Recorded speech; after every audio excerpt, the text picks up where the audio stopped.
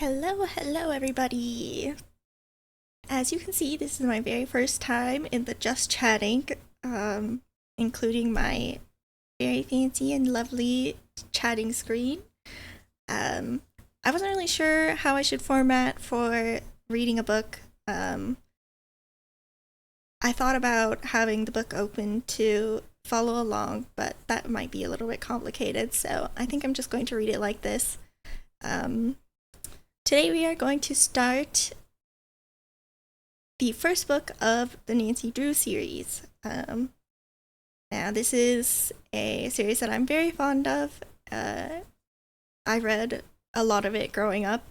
I think that it's a very great thing to experience. I wouldn't say that it's an overly complicated or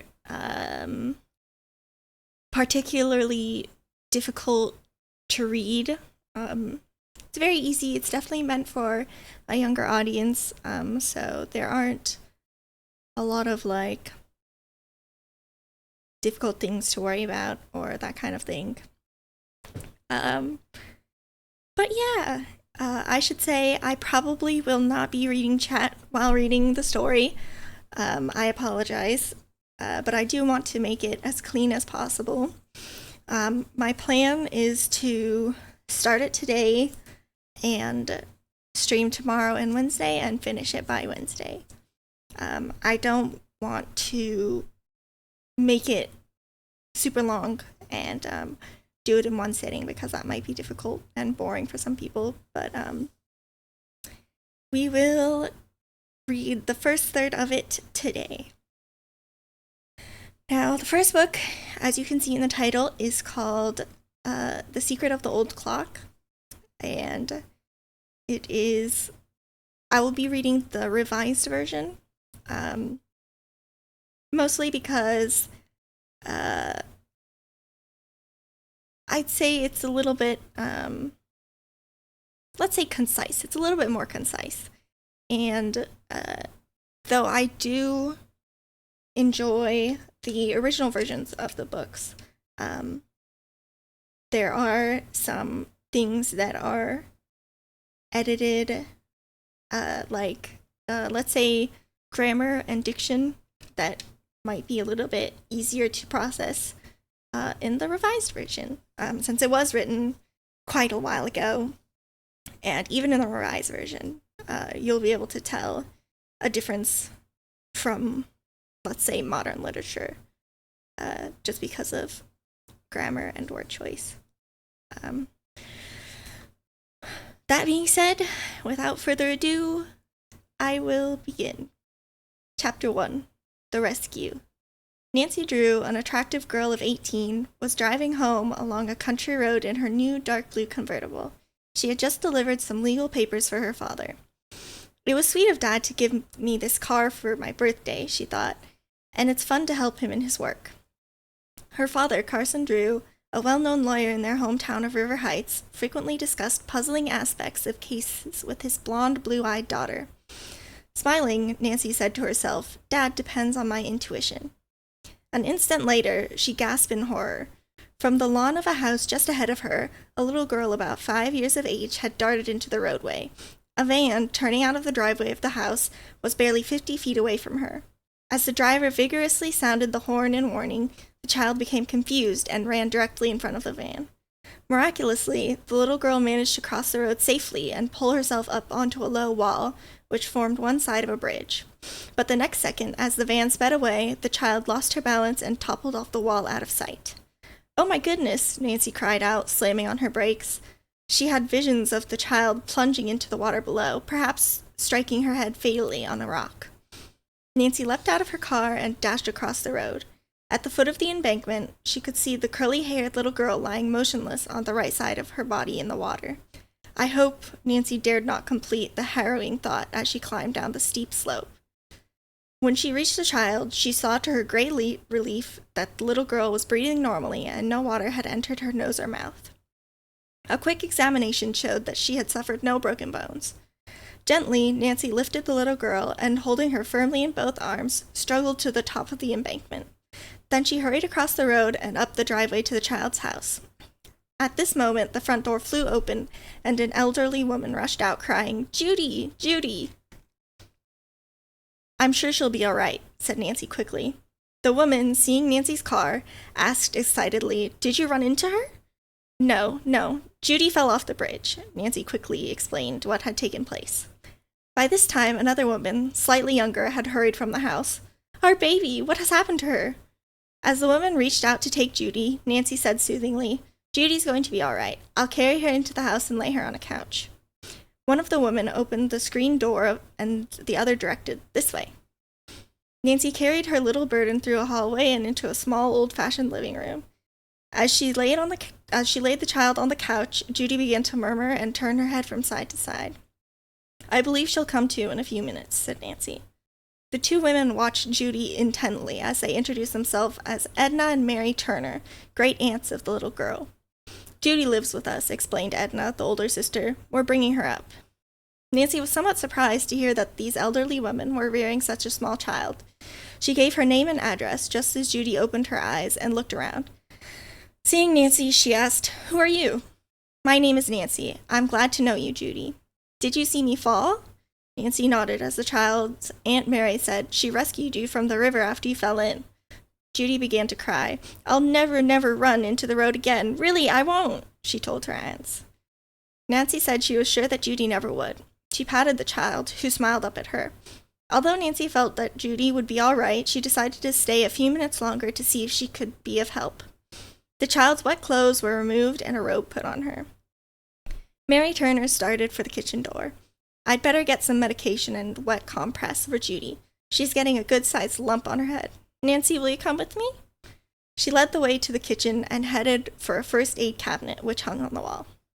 "I want to apologize to you, Nancy, for thinking you hit Judy," the woman said. "I guess Edna and I had lost our heads. You see, Judy is very precious to us. We brought up her mother, who had been an only child and was orphaned when she was a little girl. The same thing happened to Judy. Her parents were killed in a boat explosion 3 years ago. The poor little girl has no close relatives except Edna and me." "Judy looks very healthy and happy," Nancy said quickly, "so I'm sure she must love it here." Mary smiled. "We do the best we can with our small income. Sometimes it just doesn't suffice, though. We sold some old furniture to the two men in that van you saw.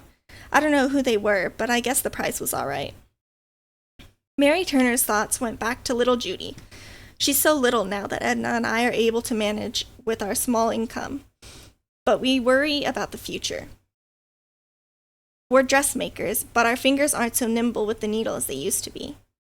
"To tell you the truth, Nancy, at the time Judy's parents were killed, Edna and I wondered whether we would be able to take care of Judy properly. But we decided to try it, and now we wouldn't part with her for anything in the world. She's won our hearts completely." Nancy was touched by the story. She knew what was in the minds of the Turner sisters. Living costs would become higher, and with their advancing years, their own income would become lower.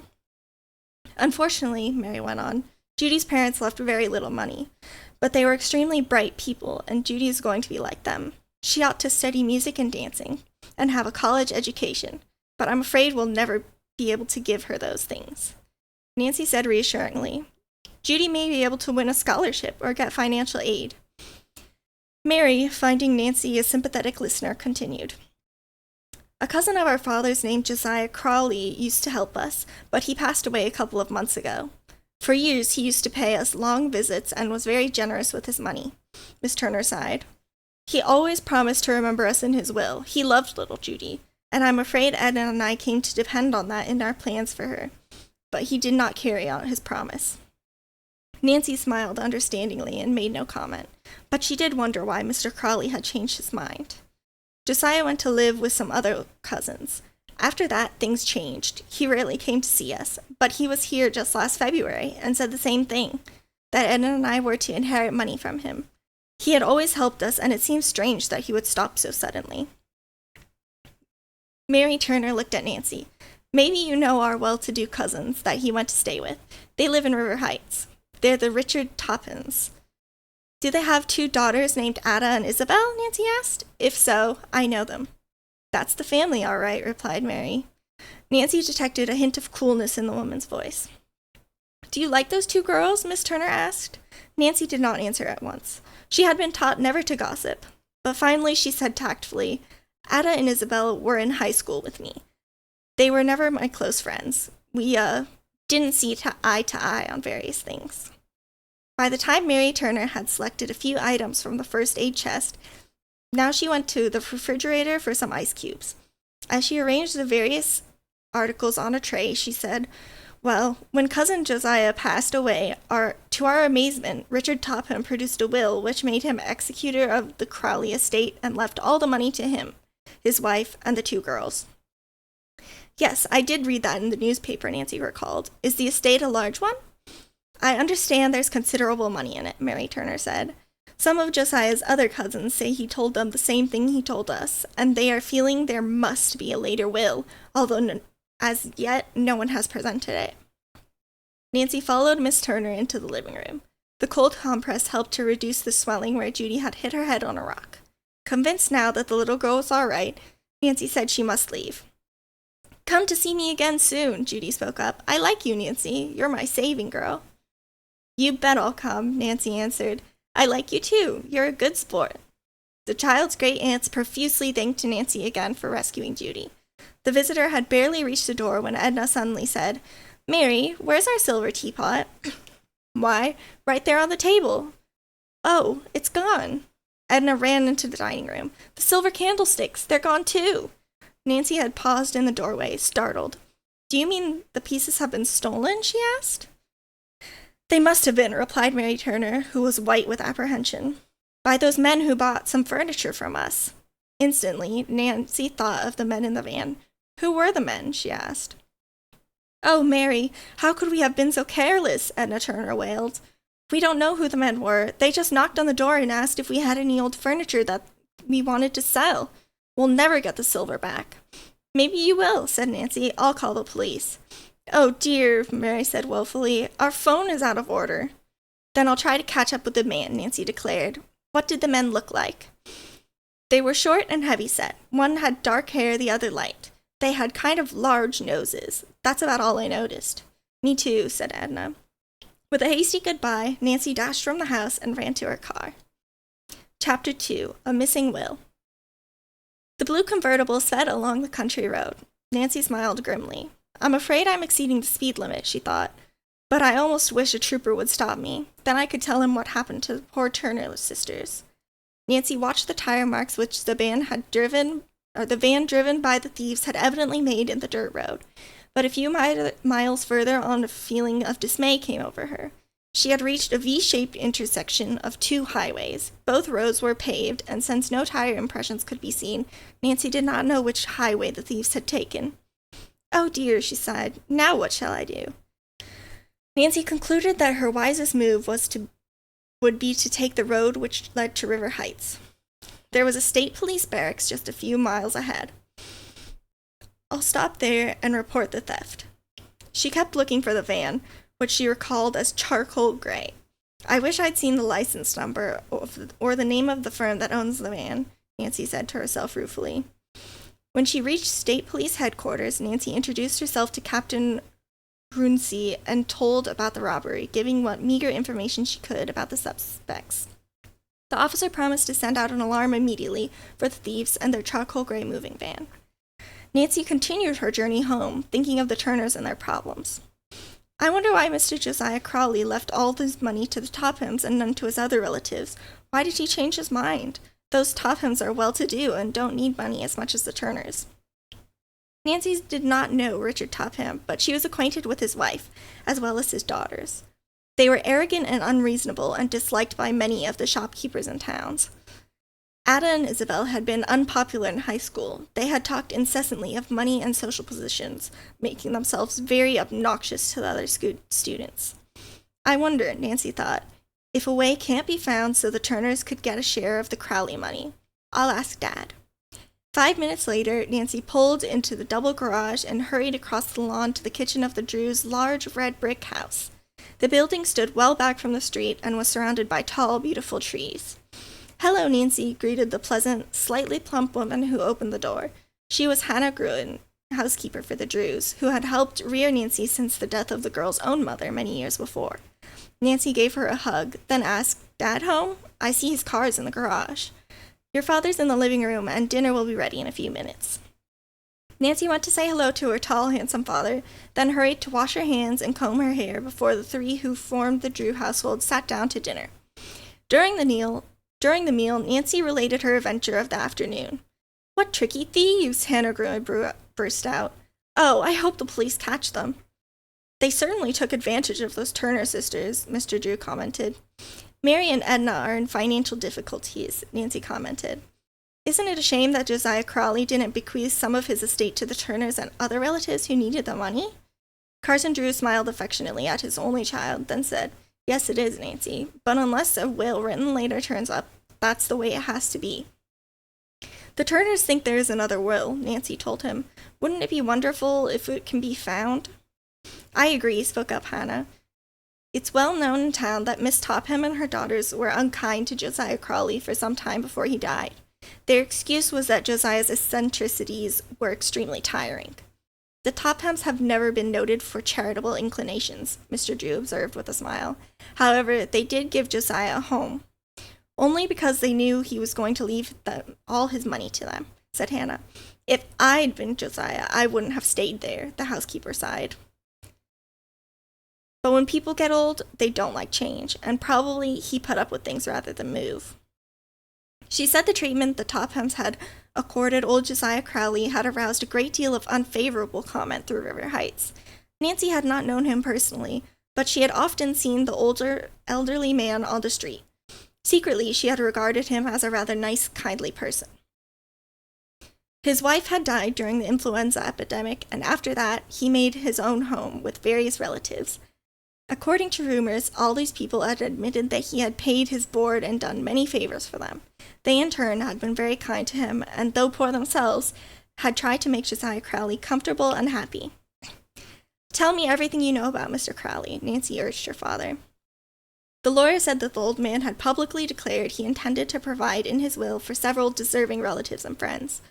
Then, 3 years before his death, the Topham family, who had never shown an interest in him, had experienced a sudden change of heart. They had begged Josiah Crowley to make his home with them, and at least he had consented. Shortly after he moved to the Topham house, Mr. Drew was told that the old man had decided to leave all of his money to them. Mr. Crowley, though failing in health, maintained a firm grip on life. But as time went on, he became more and more unhappy. He continued to live with the Tophams, but it was whispered about that he frequently slipped away to visit his other relatives and friends, and that he intended to change his will again. "Then there must be a later will," Nancy said hopefully. Mr. Drew nodded and went on. "One day, Josiah Crowley became critically ill. Just before his death, he attempted to communicate something to the doctor who attended him, but his words, other than will, were unintelligible.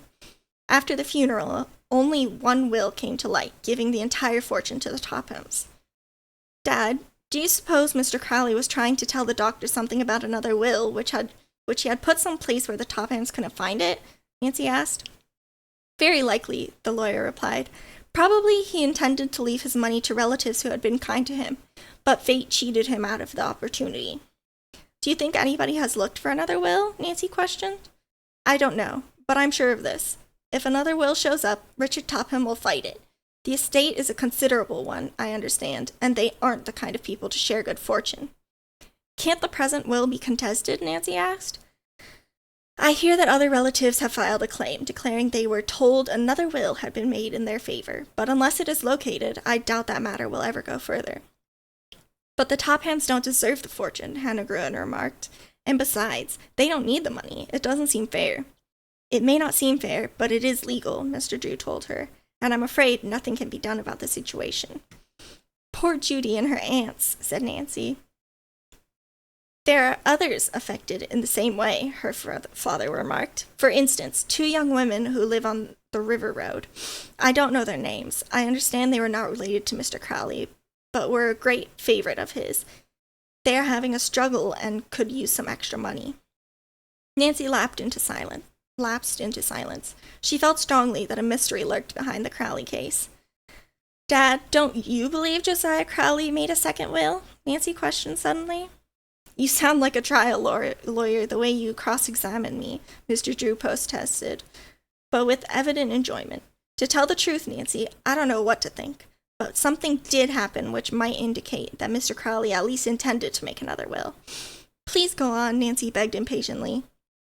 Well, one day nearly a year ago, I was in the First National Bank when Crowley came in with Henry Rolsted. The attorney who specializes in wills and other estate matters, Nancy inquired.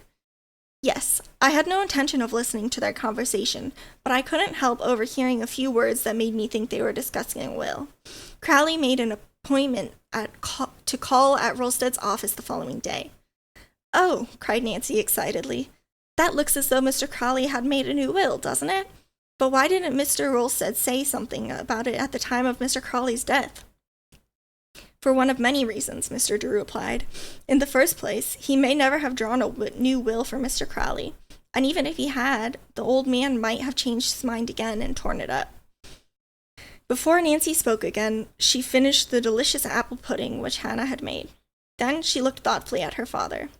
Dad, Mr. Rolsted is an old friend of yours, isn't he? Yes, an old friend and college classmate. Then won't you please ask him if he ever drew up a will for Mr. Crowley or knows anything that might solve this mystery? That's a rather delicate question, young lady. He may tell me it's none of my business. You know he won't. You're such good friends. He'll understand why you're taking a special interest in this case. Will you do it, please? I know you like to help people who are in trouble, her father said. I suppose I could invite Mr. Rolsted to have lunch with me tomorrow.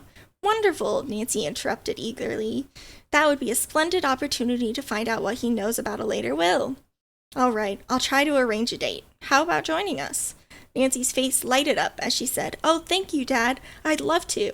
I hope it can be tomorrow, so we won't have to waste any time trying to find another will. Mr. Drew smiled. We? He said. You mean you might try to find a hidden will if Mr. Crowley wrote one? I might, Nancy's eyes sparkled in anticipation. Chapter 3, An Unpleasant Meeting. What are your plans for this morning, Nancy? Her father asked at the breakfast table. I thought I'd do a little shopping, she replied. Her eyes twinkled. There's a dance coming up at the country club, and I'd like to get a new dress. Then, will you phone me about lunch? Or better still, how about eating with me whether Mr. Rolsted comes or not? I'll be there, Nancy declared gaily. All right, drop in at my office about 12:30. If Mr. Rolsted does accept my invitation, we'll try to find out something about Josiah Crowley's wills. Mr. Drew pushed his chair back. I must hurry now, or I'll be getting late downtown. After her father had left, Nancy finished her breakfast, then went to the kitchen to help Hannah Gruen, who had already left the table. Any errands for me? Nancy asked. Yes, dear, here's a list, the housekeeper replied, and good luck with your detective work. Hannah Gruen gazed at the girl affectionately, and several thoughts raced through her mind. In school, Nancy had been very popular and had made many friends, but through no fault of her own, she had made two enemies, Ada and Isabel Topham. This worried Hannah. The sisters, intensely jealous of Nancy, had tried to discredit her in her positions she held in school, but loyal friends had always sprung to Nancy's defense. As a result, Ada and Isabel had become more unpleasant than ever to Nancy. Thanks for your encouragement, she said to Hannah, a little later, giving her a hug. Whatever you do, Nancy, beware of those Topham sisters. They'd only be too happy to make things difficult for you. I promise to be on my guard. Before leaving the house, Nancy phoned the Turners. She was glad to hear Judy had suffered no ill effects from her fall, but was disappointed that the police had found no clue to the thieves who had stolen the silverware. Please let me know if you learn anything, Nancy said, and Edna promised to do so. Becomingly dressed in a tan cotton suit, Nancy set off in her convertible for the shopping district. She drove down the boulevard and, upon reaching the more congested streets, made her way skillfully through heavy traffic, then pulled into a parking lot. I think I'll try Taylor's department store first for a dress, she decided. Taylor's was one of River Heights' finest stores. Nancy purchased several items for Hannah on the main floor, then went directly to the Mrs. Wearing Apparel section on the second floor.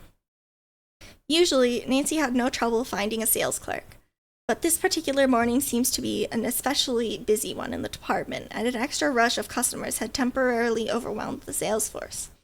Nancy sat down in a convenient chair to await her turn. Her thoughts wandered to the Turner sisters and little Judy. Would she be able to help them? She was suddenly brought out of her reverie by a loud-voiced complaint. "We've been standing here nearly 10 minutes, a shrill voice declared. "Send a saleswoman to us immediately." Nancy turned to see Ada and Isabel Topham, speaking to the floor manager. "I'm afraid I can't," the man replied regretfully. "There are a number of others ahead of you. All our salespeople are." "Perhaps you don't know who we are," Ada interrupted rudely. "Indeed I do," the floor manager told her warily. "I will have a saleswoman here in a few minutes, if you will only wait." "We're not accustomed to waiting," Isabel Topham told him icily. "Such service," Ada chimed in. "Do you realize that my father owns considerable stock in tailors? If we report your conduct to him, he could have you discharged." "I'm sorry," the harassed man apologized, "but it is a rule of the store. You must await your turn." Ada tossed her head and her eyes flashed angrily. This did nothing to improve her looks. In spite of the expensive clothes she wore, Ada was not attractive. She was very thin and sallow, with an expression of petulance. Now that her face was distorted with anger, she was almost ugly. Isabel, the pride of the Topham family, was rather pretty, but her face lacked character. She had acquired an artificially elegant manner of speaking, which, although irritating, was sometimes amusing.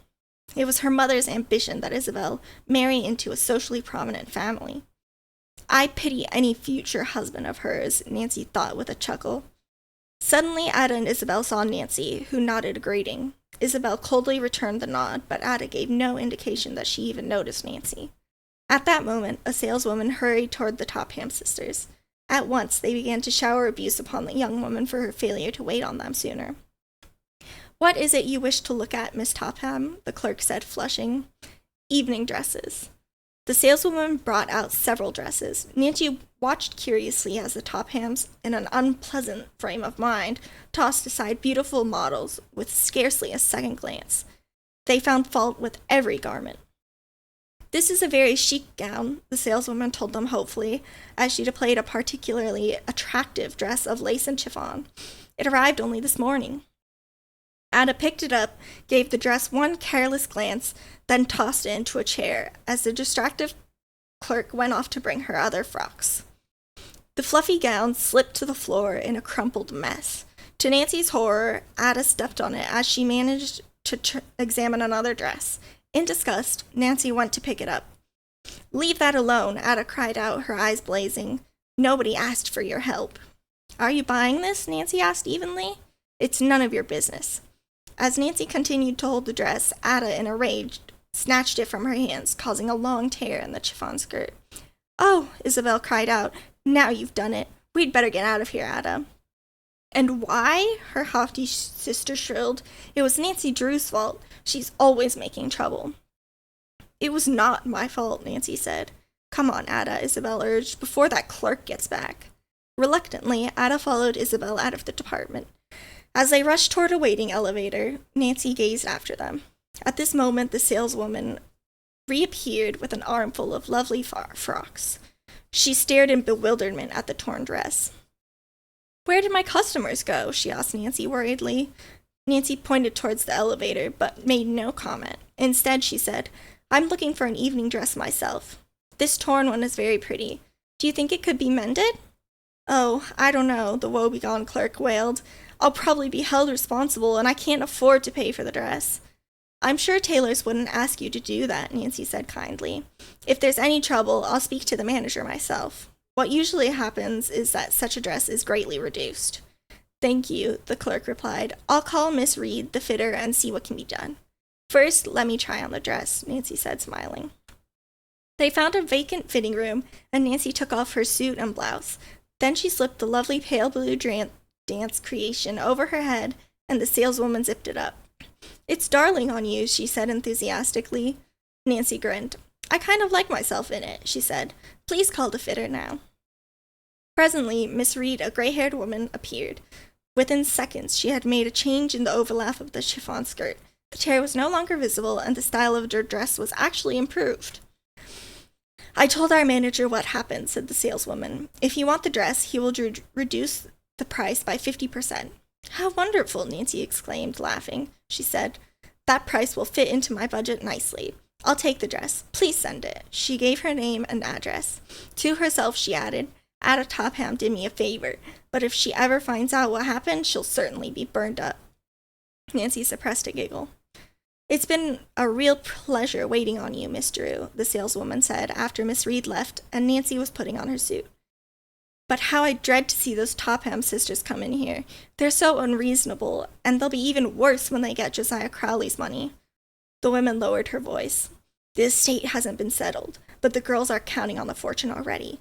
Last week, I heard Ada say to her sister, Oh, I guess there's no question about our getting old Crowley's fortune, but I wish Father would stop worrying that somebody's going to show up with a later will, which may do us out of it. Nancy was too discreet to engage in gossip with the saleswoman, but she was interested and excited about the information. The fact that Mr. Topham was disturbed indicated to her that he too suspected Josiah Crowley had made a second will. The conversation reminded Nancy of her date. She glanced at her wristwatch and saw that it was after 12 o'clock. I must hurry, or I'll be late for my appointment with Dad, she told the saleswoman. Nancy drove directly to her father's office. Although she was a few minutes ahead of the appointed time, she found that she was ready to leave. What luck, Dad? Nancy asked eagerly. Did Mr. Wilstead accept your luncheon invitation? Yes, we are to meet him at the Royal Hotel in 10 minutes. Do you still think I should quiz him about the Crowley will? Oh, I'm more interested than ever in the case, she told her father, and about the saleswoman's gossipy remarks. Said Mr. Drew. It's what you'd call evidence, but the old saying usually holds good. Where there's smoke, there's fire. Come, let's go. The Royal Hotel was located less than a block away, and Nancy and her father quickly walked the distance. Mr. Rolstead was waiting in the lobby. Carson Drew introduced his daughter, then the three made their way to the dining room, where a table had been reserved for them. At first, the conversation centered about a variety of subjects. As the luncheon progressed, the two lawyers talked enthusiastically of their college days together, and finally of their profession. Nancy began to fear that the subject of the Crowley estate might never be brought up. Then, after the dessert course, Mr. Drew skillfully turned the conversation into a new channel and mentioned some strange cases which he had handled. By the way, he said, I haven't heard the details of the Crowley case. How are the Tophams making out? I understand other relatives are trying to break the will. For a moment, Mr. Rolstead remained silent. Was he reluctant to enter into a discussion of the matter, Nancy wondered? Finally, the lawyer said quietly, The settlement of the estate wasn't given to me, Carson, but I confess I followed it rather closely because something that happened years ago. As the present will stands, I do not believe it can be broken. Then the Tophams fall heir to the entire estate, Mr. Drew commented. Yes, unless a more recent will is uncovered. Another will? Carson Drew inquired innocently. Then you believe Crowley made a second one? Mr. Rolstead hesitated, as though uncertain whether or not he should divulge any further information. Then, with a quick glance about, he lowered his voice and said, Of course, this is strictly confidential. Chapter 4. Racing the Storm. Confidential? Mr. Drew repeated, looking at Mr. Rolstead. You may rest assured that whatever you tell us will not be repeated to anyone. Well, I'll say this much, Mr. Rolstead went on. About a year ago, Josiah Crowley came to me and said he wanted to draw up a new will. He indicated that he intended to spread out his bequests among several people. He expressed a desire to write the will himself and asked me a number of questions. I took him to my office and told him exactly how to proceed. When he left, he promised to have me look over the document after he had drawn it up. Then you actually saw the will? Mr. Drew asked in surprise. No. Strange to say, Crowley never came back. I don't know whether he ever wrote the will or not. And if he did, there would have been a chance that it would not be legal, Nancy spoke up. Yes, he might have typed it and signed the paper without a witness. In this state, at least 2 witnesses are required and 3 are advisable. What would happen, Nancy asked, if a person were ill or dying and had no witness and wanted to make a will? Mr. Rolstead smiled. That sometimes happens. If the person writes the will himself by hand and signs it, so there's no doubt the same person did both, the surrogate's office will accept it for probate. Then, if Mr. Crawley wrote and signed a new will, it would be legal, Nancy commented. That's right. But there's another thing to remember. It's pretty risky for someone who is not a lawyer to draw up a will that cannot be broken. Mr. Drew nodded. If Josiah Crowley left any loophole in it when he wrote it personally, the Tophams would drag the matter into court. Yes, it's a foregone conclusion that the Tophams will fight to keep the fortune whether they have a right to it or not. I believe some other relatives have filed a claim, but up to the moment, they have no proof that a later will exists. Although Nancy gave no indication of her feelings, the possibility that Mr. Crowley had made a new will thrilled her. As soon as Mr. Drew paid the luncheon check, the three arose and left the dining room. Mr. Rolstead took leave of Nancy and her father in the lobby. Well, Nancy, did you find out what you wanted to know? Mr. Drew asked after the lawyer had left. Oh, Dad, it's just as I suspected. I'm sure Mr. Crowley did make a later will. He hid it someplace. If only I could find out where. It would be like looking for a needle in a haystack, Mr. Drew commented. I must figure out a way, Nancy said with determination. I want to help little Judy. She awoke the next morning thinking about the mystery. But where should she start hunting for possible clues to a second will? She continued pondering about it while she showered and dressed. As she entered the dining room, she was greeted with a cheery good morning from her father and Hannah Gruen. During breakfast, Mr. Drew said, Nancy, would you do a little errand for me this morning? Why, of course, Dad. I have a number of legal documents which must be delivered to Judge Hart at Masonville sometime before noon. I'd take them myself, but I have several important appointments. I'd appreciate it if you would drive over there with them. I'll be glad to go, Nancy promised willingly. Besides, it's such a wonderful day. I'll enjoy the trip. Where are the papers? At the office. You can drive me down and I'll get them for you. Nancy, wearing a yellow sunback dress and a jacket, hurried away to get her gloves and handbag. Before Mr. Drew had collected his own belongings, she had brought her car from the garage and was waiting for him at the front door. I put the top down so I can enjoy the sun, she explained as her father climbed in. Good idea. I haven't heard you mention the Crowley case yet today, Mr. Drew teased as they rode along. Have you forgotten about it? Nancy's face clouded. No, I haven't forgot it. But I must admit, I am stumped on where to search for clues. Maybe I can help you. I've learned that the two girls on River Road who expected to be remembered in the will are named Hoover. You might look them up on your return trip. That's great. I'll watch the mailboxes for their name. When they reached the building where Mr. Drew had his office, Nancy parked the car and waited while her father went upstairs to get the legal documents to be delivered to Judge Hart. Returning a few minutes later, he placed a fat manila envelope in his daughter's hand. Give this to the judge. You know where to find him? Yes, Dad, in the old Merchants Trust Company building. That's right. Selecting a recently constructed highway, Nancy rode along, glancing occasionally at the neatly planted fields on either side. Beyond were rolling hills. It was nearly 11 o'clock when she finally drove into Masonville. Nancy went at once to Judge Hart's office, but was informed he had gone to the courthouse. Recalling that her father had mentioned the necessity of the papers being delivered before noon, she set off in search of the judge.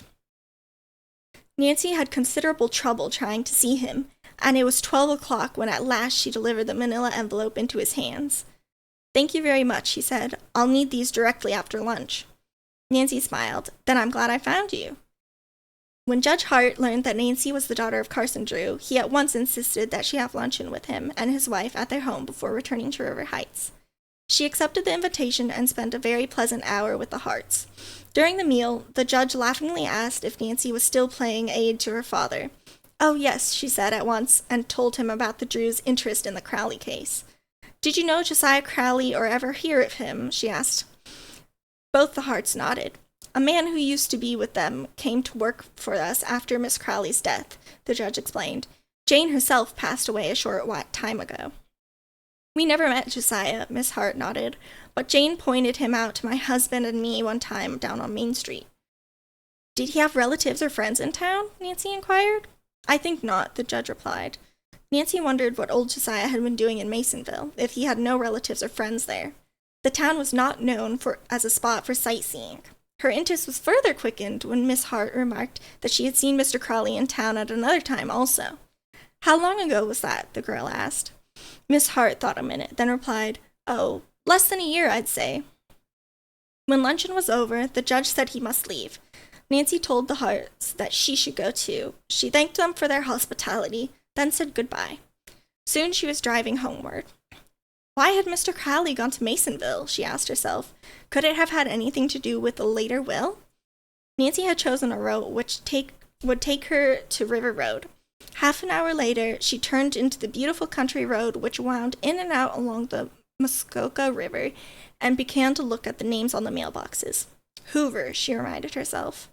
About halfway to River Heights, while enjoying the pastoral scenes of cows standing knee-high in shallow sections of stream and sheep grazing on flower-dotted hillsides, Nancy suddenly realized the sun had been blotted out.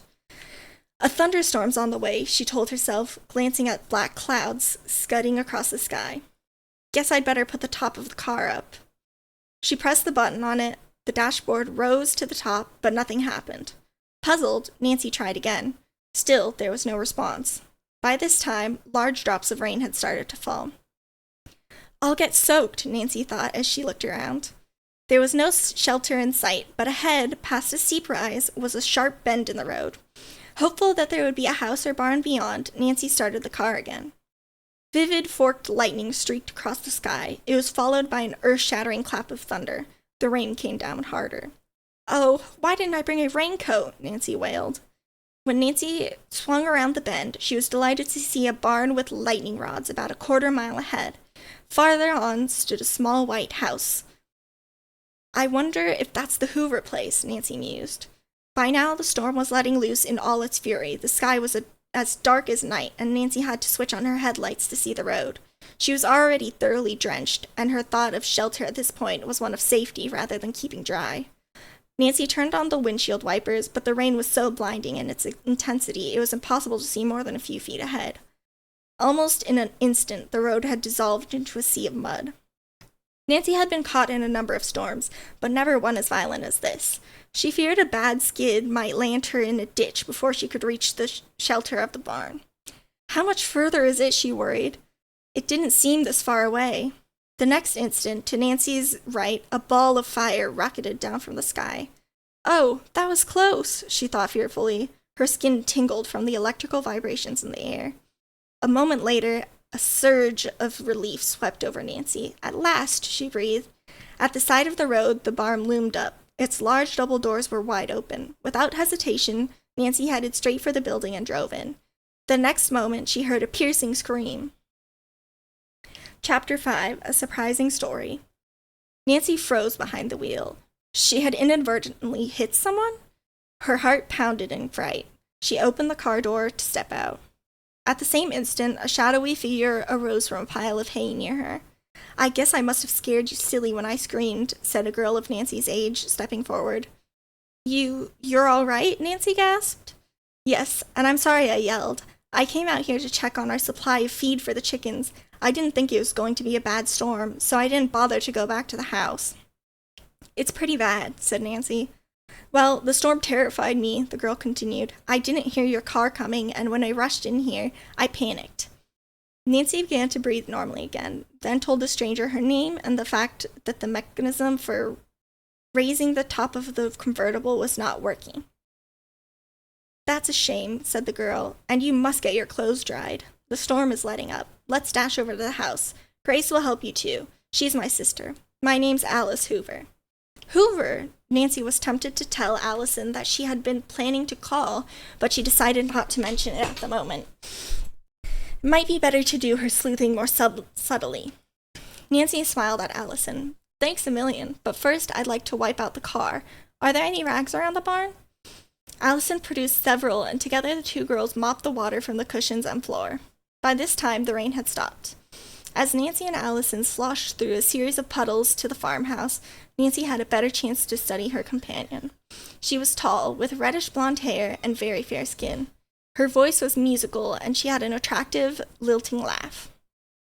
The girls reached the rundown farmhouse and stamped the mud from their shoes on the back porch.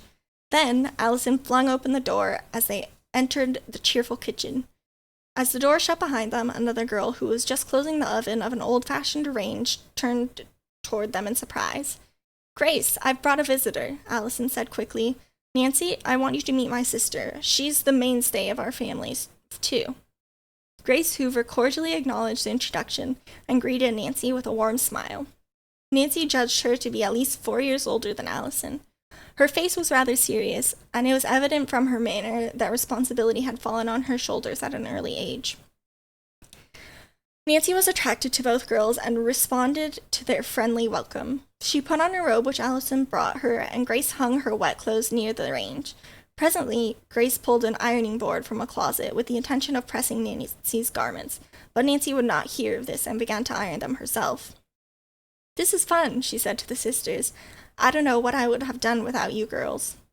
It's great for us, Allison spoke up. We don't have much company, to tell you the truth. We can't afford it. Grace stepped to the stove, removed a golden brown cake from the oven, and set it on the table to cool. But today, we're not talking about money. It's Allison's birthday, and this is a birthday cake. Nancy, if you're not in too much of a hurry, I wish you'd join us in a little celebration. Why, I'd love to, Nancy said. Grace's cakes are yummy, Allison declared. I'm not much of a cook myself. My department is taking care of the barn and chickens. Soon, Nancy finished pressing her clothes and put them back on. Meanwhile, the cake had cooled, and Grace started to spread the chocolate frosting. Suppose you two go into the living room and wait, she suggested. I'll bring in the cake and tea. Nancy followed Allison to the adjoining room. Although it was comfortable, the room did not contain much furniture. The floor had been painted and was scantily covered with a handmade rag rug. With the exception of an old-fashioned sofa, an inexpensive table, a few straight-backed chairs, and an old oil stove, which furnished heat in cold weather, there was little else in the room. However, dainty white curtains covered the windows, and Nancy realized that although the Hoovers were poor, they had tried to make their home attractive. Do you two girls live here all the time? Nancy inquired. Allison nodded. Grace and I have been living here since Father died. That was 2 years ago. Mother passed away just before that, the girl added with a slight catch in her voice.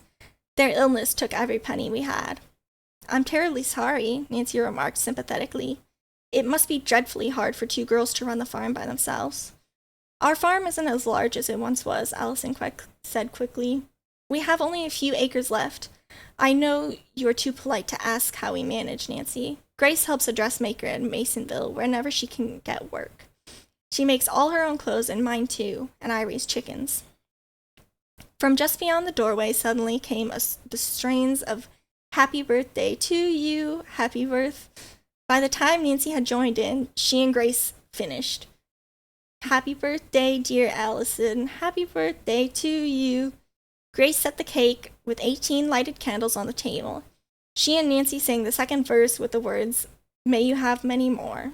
Tears stood in Allison's eyes when the song ended. She grasped her sister in a tremendous hug. Then she gave Nancy one. This is the nicest birthday I've had in years, she quavered. And it's one of the most enjoyable I've attended, Nancy said sincerely. Suddenly, Allison began to sing a tuneful old English ballad about the birthday of a village lass. Nancy listened entranced to Allison's clear, bell-like tones. When she finished, Nancy applauded, then said, That was perfectly lovely. You have a beautiful voice, Allison. The singer laughed gaily.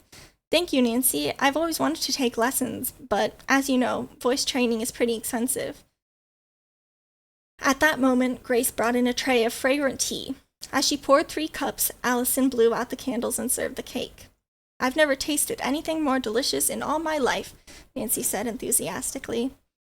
The 3 girls chatted like old friends. Finally, the sun broke through the clouds. As Nancy rose to leave, she noticed an unusual picture on the wall opposite her and commented on its beauty. Uncle Josiah Crowley gave it to me, Allison told her. If he were only alive now, things would be different. At the mention of the name, Nancy sat down again. Was she going to pick up a clue to the possibility that Mr. Crowley had made a later will? He wasn't really our uncle, Grace explained, but we loved him as much as though he were a relative. Her voice broke off for a moment, and she could not go on. Then, gaining control of herself, she continued. He lived on the farm next to us. That was when Mother and Father were alive. All of Allison's and my misfortunes seemed to come at once. He was the dearest man you ever saw, Allison said. Some people thought him queer, but You never minded his peculiar ways after you knew him. Uncle Josiah was very good to us. He always told me that he'd back me in my singing career. Yes, Grace added. Uncle Josiah used to say Allison sang as sweetly as a bird, and he wanted to pay for her lessons with a famous teacher. But after he went to live with the Tophams, he never said anything more about it. He never liked it with the Tophams, though, Allison declared. They weren't kind to him, and he used to slip away to visit us. Uncle Josiah often said that we seemed like his own children, Grace spoke up. He brought us many nice gifts, but we loved him for himself and not his money. I remember, though, the very last day we saw him alive, he told us, I have planned a big surprise to make you girls happy, but I can't tell you now what it is. You'll see it in my will. Those were his very words. And then the Tophams got everything, Allison said. He must have changed his mind for some reason. It's hard to believe he would forget his promise to us, Grace said sadly. Oh, wouldn't it be wonderful if a later will could be found? Allison exclaimed. Yes, Nancy replied slowly. I've heard that Mr. Crowley told other people he was leaving money to them, the Turner sisters, for instance. Do you know them? Slightly, Grace answered. My dad, Nancy went on, is a lawyer, and he and I are very much interested in this case. He even mentioned you girls, and to tell the truth, I was on my way here to talk to you. Allison impulsively grabbed Nancy's arm. You say your father is a lawyer? Grace and I are positive Uncle Josiah made a later will. Oh, if we could only engage your father to help us prove this. Then a sad look came over her face. But I'm forgetting. We wouldn't have any money to pay him, if we should lose the case. Don't let that worry you, said Nancy kindly. This is your birthday, and you must be happy, Allison. My special wish for you is that before you're 1 year older, you'll inherit some of the Crowley money, so that you can take those singing lessons. Chapter 6. An exciting appointment. The Hoover girls walked out of the barn with Nancy. Do come see us again, Grace called as the young detective climbed into her car. Yes, please do, Allison said. Nancy promised that she would. As soon as I have some news, she said. Although the weather had cleared, the river road remained muddy and slippery. Nancy found it necessary to drive with extreme care for the next 2 miles until she reached the main highway. No wonder this river road isn't used much, she thought. And how do Grace and Allison get to town? Nancy wondered. She had not seen a car at the Hoover home and knew that no bus passed their door. I certainly wish, she thought, that I or somebody else could locate a later will of Josiah Crowley's by which the Hoovers and the Turners would receive some much-needed money. I must tell Dad about the latest development. She decided to see if her father was in his office and drove directly there. Nancy parked the car in a nearby lot. She surveyed the convertible ruefully as she climbed out. Poor thing, it certainly needs a bath. Nancy found Mr. Drew in. As she entered his private office, he arose from the desk chair to kiss her. I'm glad you're here, and safe, the lawyer said. I was worried about you when that violent storm came up. When Hannah phoned me that you weren't back, I began to regret I'd sent you on an errand. His daughter grinned. I'm back, all in one piece. I delivered the pages to Judge Hart and learned that he and his wife saw Mr. Crowley in Masonville a couple of times. Also, I talked to the Hoover girls. She described her meeting with Allison and Grace Hoover and ended by asking her father if he could help them. From what you say, it does look as though Josiah Crowley might have made another will, which included them as beneficiaries, Mr. Drew commented thoughtfully. I'll be glad to do anything I can to help the Hoover girls. He asked whether the sisters had given Nancy any specific information about Mr. Crowley's habits or helpful clues. When Nancy shook her head, Mr. Drew suggested that she invite the girls to his office for a little conference. Perhaps if I ask them some questions, it will recall helpful incidents. The lawyer studied his desk calendar for a moment, then looked up at his daughter. How about tomorrow afternoon at 2:45? I can give them about half an hour. For answer, Nancy gave her father a hug and then asked if she might use his telephone to call the Hoovers at once. Grace and Allison eagerly accepted the Drews' invitation, and Nancy said she would drive out to bring them to the conference and take them home afterwards. You're a doll, cried Allison, who answered the telephone. Nancy, I just know you're going to solve this mystery. Suddenly, an idea came to Nancy. She asked Allison how long the girls would be able to stay in River Heights. Oh, as long as you need us, Allison replied. Good. Then I'd like you both to stay and have supper with us, Nancy said. Sorry I can't join you, Mr. Drew told his daughter as she hung up. I have dinner engagements and conference in the evening. Just then, the mayor of River Heights was shown into the lawyer's office, and Nancy arose to leave. She spoke to the mayor for a moment, then said, "See you later, Dad." Before Nancy returned home, she stopped at an old-fashioned house on a side street. It was the home of Signor Mascani, a famous voice teacher who had retired to the small city the year before, but took a few outstanding pupils. Nancy introduced herself to the white, bushy-haired, florid-faced man, then said, "Signor Mascani, would you be willing to listen to the voice of a friend of mine and give her your honest opinion as to whether or not she might become a great singer? If she might, and she can obtain the money for lessons, would you be able to take her as a pupil?" Signor Mascani studied Nancy for several minutes before replying. Finally, he said, "You do not look like the kind of girl who would come here on a foolish errand. Ordinarily, I do not accept beginners, but in this case, I would be willing to hear your friend sing." He laughed. "Mind you, I will give you nothing but the truth, and if your friend does not measure up, I hope her feelings will not be hurt too deeply." Nancy laughed too. "I like honesty," she said. "As a matter of fact, the girl knows nothing about what I'm asking you. Coming here will be a complete surprise to her. I'm probably no judge of voices, but I think she's a natural. However, we will both appreciate having your opinion, and will certainly abide by it." She arranged for a meeting the following afternoon at 4 o'clock, and left Signor Mascani's house in an excited mood. Maybe I'm going way out on a limb, Nancy mused, but this is another one of those hunches of mine that Dad talks about, and I must carry through. When she picked up the Hoovers the following day, Nancy did not mention the apartment with the voice teacher. The three girls went directly to Mr. Drew's office and at once began to quiz Grace and Allison about Mr. Crowley. "I understand that he was a rather eccentric man," the lawyer began. "Suppose you tell me everything you can remember about what Josiah Crowley did and what he said, which would help us figure out where he might have secreted a later will." "Uncle Josiah was rather absent-minded," Grace spoke up. "I often saw him hunting for his spectacles, which he had pushed up on his head." "Did he ever hide things?" Mr. Drew asked. "Oh, yes," Allison asked. "Uncle Josiah was always putting articles away in what he called a safe place. But the places were so safe, he could never find the things again." "Then," Nancy spoke up excitedly, "Mr. Crowley could have hidden a will and then forgotten where?" "I suppose so," Grace replied. "While living with the Tophams, I'm sure that's just what he would have done. One day, when he was calling at our house, he talked about the Tophams and the way they were trying to get all his money. I guess they think just because I stay on, that they're going to get everything. But they'll be fooled when they find that I've made another will," he said, with that odd little chuckle of his. "This time, I'm not going to trust it to any lawyer. I'll put it away in a place that I will know to be safe." Allison asked Mr. Drew, "Do you think Uncle Josiah hid another will somewhere in the Tophams' house?" The lawyer looked down at his desk for several seconds before replying. "If he did, we would have a great fight on our hands. I'm afraid trying to persuade the Tophams to let us make a search." Another thought had come to Nancy, and she shuddered at the idea. Perhaps the Tophams had already been alerted by all the talk of the later will and searched for it, discovered one, and by now destroyed it. She flashed her father a questioning look and got the impression that he had the same thought. But there was no point in discouraging the Hoover girls by telling them this. Mr. Drew continued to question the sisters until 3:30. Then he said he had another appointment.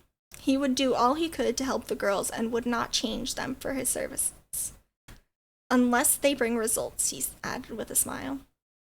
"You're very kind, just like your daughter," said Grace, as she arose and shook hands with the lawyer. "You have no idea how much Allison and I appreciate what you're doing for us."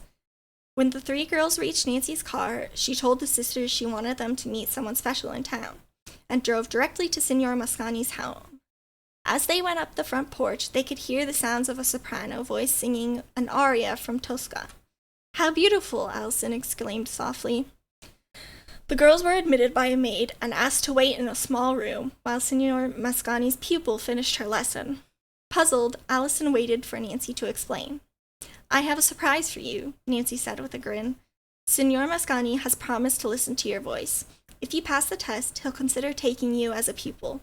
That is, after we find the money for voice lessons. Allison was too dumbfounded to speak, but Grace cried out, "Oh, Nancy, what are you going to do next? We've known you only 24 hours, and you've already boosted our morale sky high." At this moment, the door to the studio opened. The young soprano came out, followed by Signor Moscani. He said goodbye to his people and invited the three colors into the studio. Nancy quickly introduced the Hoover sisters. "And you are the singer," the man said almost at once, addressing Allison. "I can tell from your speaking voice." Apparently, the teachers sensed that Allison had been taken by surprise and was a little nervous. Accordingly, he began to talk on other subjects than music. He showed the girls to several paintings in the room and pieces of statuary that had come from Italy. "I prize them highly," he said. "They are exquisite," Allison remarked. Signor Moscani walked to a rear window and pointed out a lovely garden in the back of the house. Then, evidently satisfied with Allison was at ease, he led the way to the grand piano and sat down. "Now, what would you like to sing?" he asked Allison with a smile. "Please stand right here facing me." "Something very simple," she said. "America the Beautiful?" The teacher nodded, asked her what key she would like it played in, and then began to accompany her. Allison sang as though inspired. Her voice sounded even more beautiful than it had in the farmhouse, Nancy thought. When Allison finished the song, Signor Moscani made no comment. Instead, he asked her to try a scale, then to sing single notes, jumping from octave to octave. "You have a very fine range, Miss Hoover," was his only comment. For half an hour, he had Allison try short songs in various keys, and at one point joined with her in a duet.